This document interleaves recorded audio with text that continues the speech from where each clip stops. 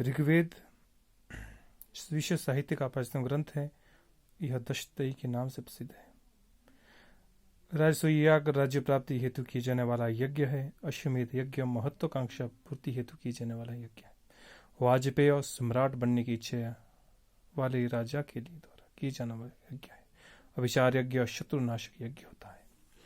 ऋग्वेद विश्व साहित्य का प्राचीनतम ग्रंथ है और यह दशतई के नाम से प्रसिद्ध है। पतंजलि के अनुसार ऋग्वेद की शाखाएं चरणव्यूह के रचिता शौनक के अनुसार ऋग्वेद की 5 शाखाएं शाकल वाशकल अश्वलायन शाखायन मांडुकायन ऋग्वेद के शाकलायन की ही संप्रति स्वरूप में उपलब्धि और प्रचलित है। ऋग्वेद की विभाजन 2 प्रकार से किया गया, अष्टक्रम और मंडल क्रम में। अष्टक्रम के अनुसार 8 क्रम अष्टक 64 अध्याय और तथा 2006 वर्ग है। मंडल क्रम के अनुसार 10 मंडल 85 अनुवाक 1028 सूक्त तथा 10,580 मंत्र है। ऋग्वेद मंडलों में विभक्त है। मंडलों के अंतर्गत सूक्त है। सूक्तों के अंतर्गत अनेक ऋचाएं हैं। ऋग्वेद के प्रारंभिक सूक्त अग्नि व अंतिम सूक्त संज्ञान है।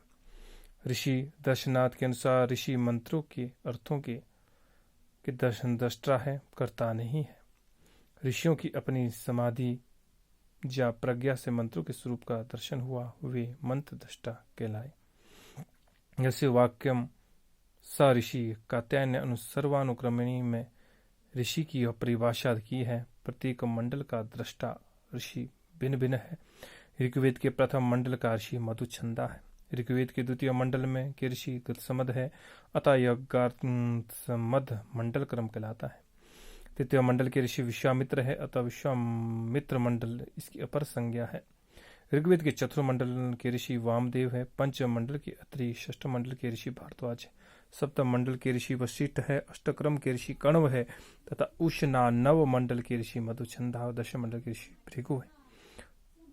2 से 7 मंडल प्राचीनतम है। वंश विशेष में संबंध होने के कारण ये परिवार मंडल तथा वंश मंडल। इस बार ऋग्वेद का यह साहित्य अतुलनीय है। जितना भी पढ़ेंगे उतना यह कम ही होता रहता है। आगे के इस भाग में विभिन्न प्रकार के वेदों के बारे में यजुर्वेद, सामवेद, अथर्ववेद के बारे में दिया गया है, जिसे कि आप वीडियो को रोककर इसका पूरी तरह से किताबों की तरह से पढ़ सकते हैं। यह आपके परीक्षा संबंधी कार्यों के लिए बहुत अच्छा कारगर साबित होगा और आप अवश्य ही अपने परीक्षा संबंधी कार्यों में उत्कृष्ट नंबर प्राप्त कर सकेंगे। इसी के साथ अगला क्रम निकालते हैं। यजुर्वेद शुक्ल यजुर्वेद का है। 40 अध्याय है। ईशावास्य उपनिषद अंतिम सूक्त है। संहिता वेद संहिता है। इसमें पतंजलि के अनुसार सामवेद की 1000 शाखा है। सस्वर्तमान सामवेद वेदानाम सामवेदो अस्मि यह कहा गया है। सामविकार 6 प्रकार के होते हैं। विकार, विश्लेषण, विकर्षक, विकर्षण, अभ्यास, विराम और स्तोभ है।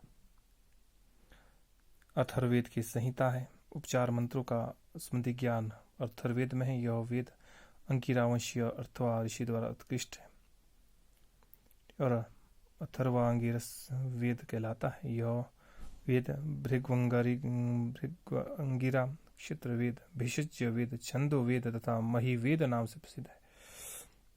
वेदों के प्रमुख भाष्यकार अनुवादक है। सामवेद के बारे में दिया गया है। अथर्ववेद के बारे में और वेद की अच्छी तरह से व्याख्या पद्धति, इसके ऋषि, आध्यात्मिक व्याख्याकार, वैज्ञानिक व्याख्याकारों के अग्रगण्य, दयानंद सरस्वती के बारे में इसमें दिया गया है, जिनका कि वैदिक साहित्य में तुलनीय योगदान है। उन्होंने वेद को भारतीय का स्तंभ माना है। वेदों पर विशेष जोर देने के लिए कहा गया है। अगर आप इस कार्य समझेंगे तो निश्चित तौर पे आप बड़े से बड़ा विषय भी आप आसानी से प्राप्त कर पाएंगे। धर्म के मूल के बारे में दिया गया है। ऋत्विजों के बारे में, ऋग्वेद के काल क्या है, इसमें पूर्ण ढंग से बताया गया है।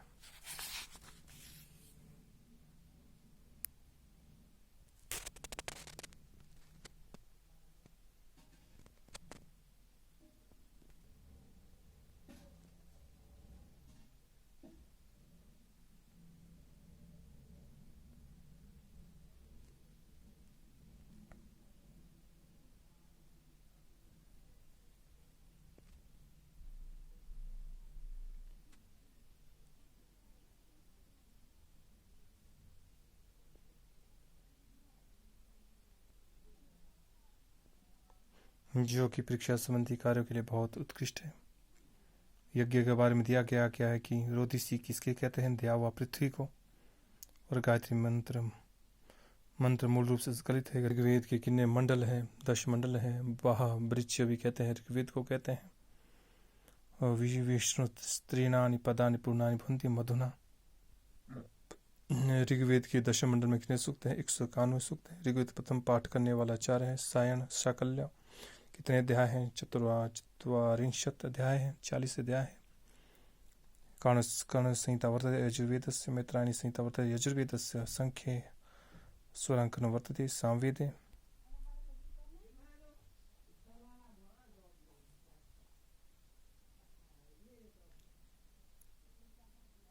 संगीत शास्त्र का संबंध सामवेद से है। साविकारा परिगणिता संति षट, 4 क्रियाओं का वर्णन इस वेद में है, अथर्ववेद में है। गोपत प्राण की निवेदन शाखाओं संबद्ध वर्तते अथर्ववेदेन। तमोद शाखा से वेद वर्तते अथर्ववेदस्य। शास्त्र का संबंध है। गोत्र ब्राह्मण की निवेदन शाखा वर्तते अथर्ववेदेन। तमोद शाखा का से वेद वर्तते। इस प्रकार से वेदों का विस्तृत रूप से वर्णन किया गया है। इस वेदों को समझकर व्यक्ति अपने जीवन को सार्थक कर सकता है।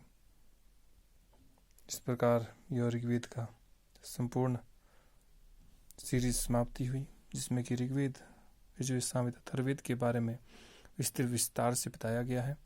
इस विषयों को पढ़कर व्यक्ति अपने जीवन में आने वाली परीक्षाओं, शास्त्री, कमीशन,